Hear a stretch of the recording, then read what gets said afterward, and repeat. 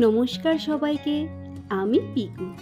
আমার নতুন একটা ব্লগে সবাইকে স্বাগত জানাই। আমি এখন শ্বশুর বাড়িতেই আছি, আর এটা হলো আমার ঘর। আমার ঘরে খুব কম সংখ্যকই আসবাবপত্র আছে। এই আলমারি, ড্রেসিং টেবিল, তারপর খাট, আলনা, যাই হোক সেগুলোকে একটু আমি পরিষ্কার পরিচ্ছন্ন করে রেখে দিই।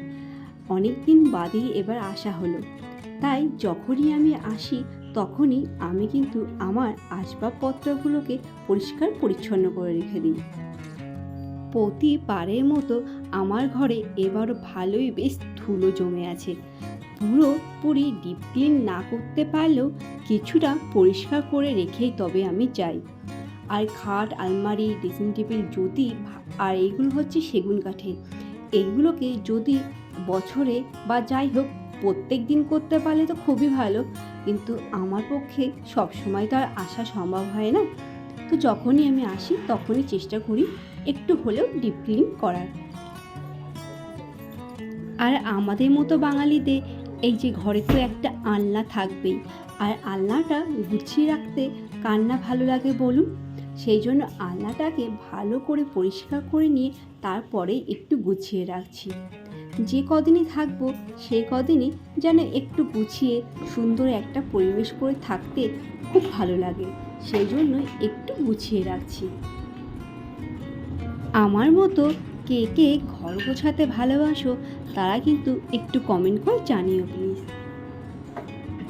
বাড়িতে অনেকেই আছে, আমার শাশুড়ি মা, যা সবাই আছে, কিন্তু তাদেরও তো অনেক কাজ আছে।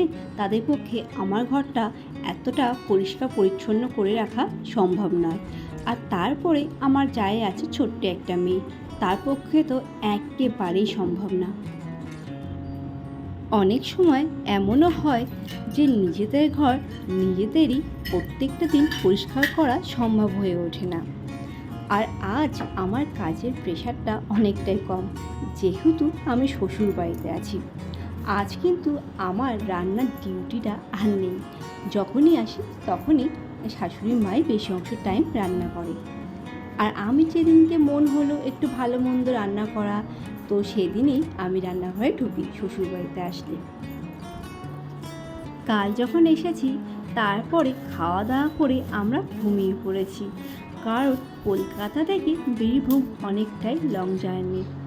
তো সেই জন্য এতটাই কষ্ট হয়ে যায় আমরা সোজা ঘুমিয়ে পড়ি। তারপর সেই যে বিকেলবেলা ওঠার পরে উপরে থাকতে আর একদমই ভালো লাগে না, সোজা চলে যাই নিচে গিয়ে সবার সাথে, মানে পাড়ার সবার সাথে গল্প করি। এখানে আসলে আলাদাই একটা আনন্দ।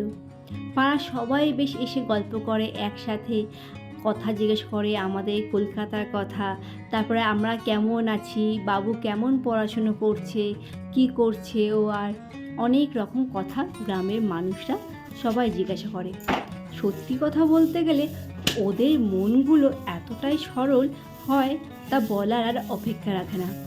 যেটা বলে সাদা মনে কাদা নেই। সেই জন্য গ্রামের মানুষদের সাথে আমার কথা বলতে বেশ ভালো লাগে। প্রত্যেকটা দিনের বিকেলবেলা আমি কিন্তু একদম মিস করতে ভালোবাসি না। সবসময় নিচে চলে যাই আর পাড়ার সবার সাথে কথা বলি। রিওকেও বলি যে একটু নিচে গিয়ে খেলা করতে। রিও কিন্তু সারাটা দিন, প্রথম দিন হয়তো সবার সাথে ঠিকভাবে মিশতে পারে না, কিন্তু পরের দিন থেকে সবার সাথে মিলেমিশে খেলাধুলা করে। কথা বলতে বলতে আমার সব কাজ পুরো কমপ্লিট হয়ে গেছে। তারপরে আমি স্নান করে নিয়েছি।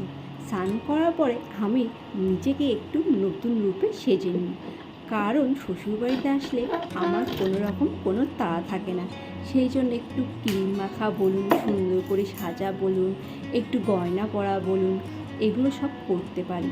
কলকাতাতে যখন থাকি তখন তো সেই অর্থে আমার সাজাই হয় না, সেটা আপনারা সবাই দেখেছেন।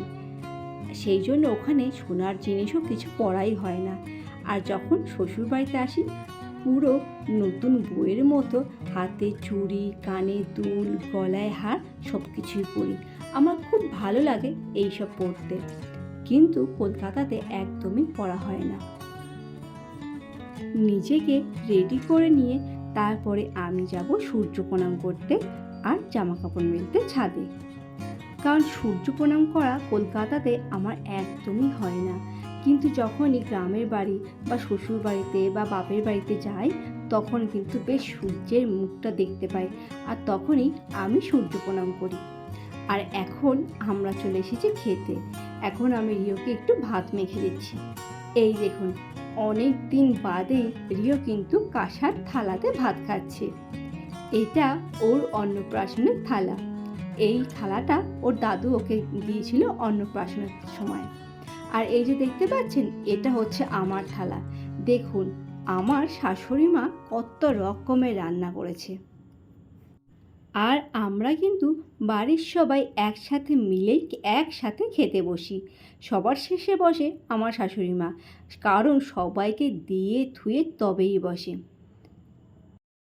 আজ তাহলে ব্লগটা এখানেই শেষ করলাম।